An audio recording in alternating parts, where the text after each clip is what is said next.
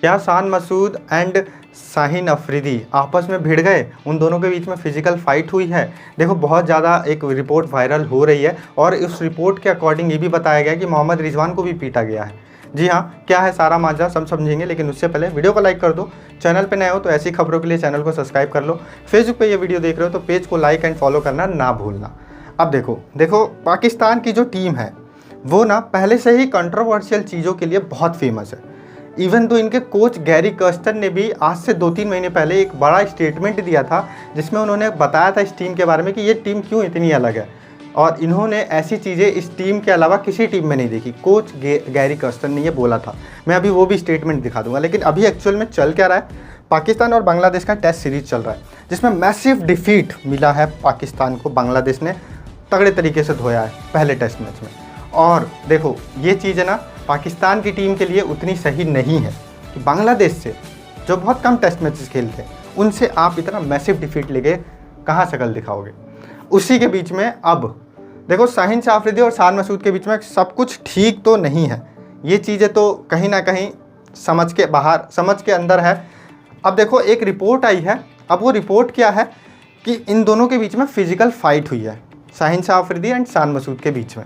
ठीक है, after the massive defeat of जो बांग्लादेशी लोग हारे, उसमें बीच बचाव करने आए थे मोहम्मद रिजवान, उनको भी इन दोनों ने मिलकर पीट दिया। लेकिन देखो ये कहीं भी एक्सेप्टेबल नहीं है कि अगर कोई बचाने जा रहा है या सुलह करवाने जा रहा है तो उनको क्यों पीटा गया। और अगर ये चीज़ें हैं, देखो इस रिपोर्ट पे बिलीव करना ना बिलीव करना ये आपका कॉल है, क्योंकि देखो ये रिपोर्ट उतना रिलायबल नहीं है। बट हाँ, खबरें यही आ रही है, वायरल रिपोर्ट है ये।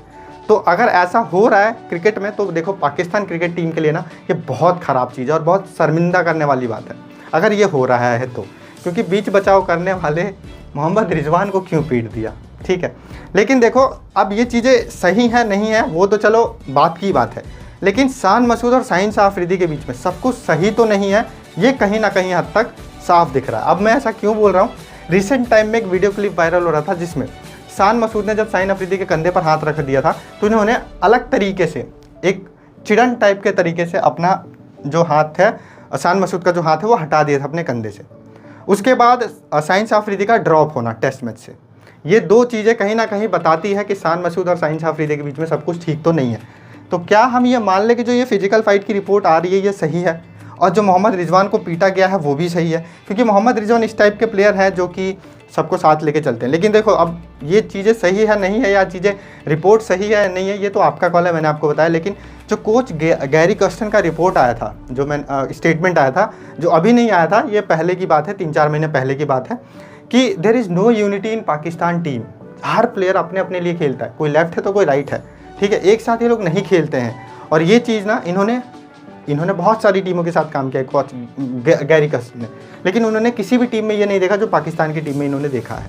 पाकिस्तान की टीम का बहुत नेगेटिव एनवायरनमेंट है, ये सारी चीज़ें उन्होंने कहा है। हर एक प्लेयर सेपरेटेड है, वो अपने बहुत सारी टीमों के साथ मतलब काम किए हैं, लेकिन ऐसा सिचुएशन किसी भी टीम में वो नहीं देखे।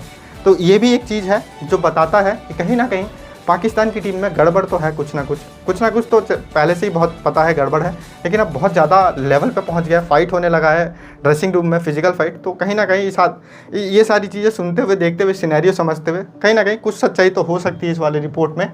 आप लोगों का क्या कहना है आप मुझे कमेंट करके ज़रूर बताएं।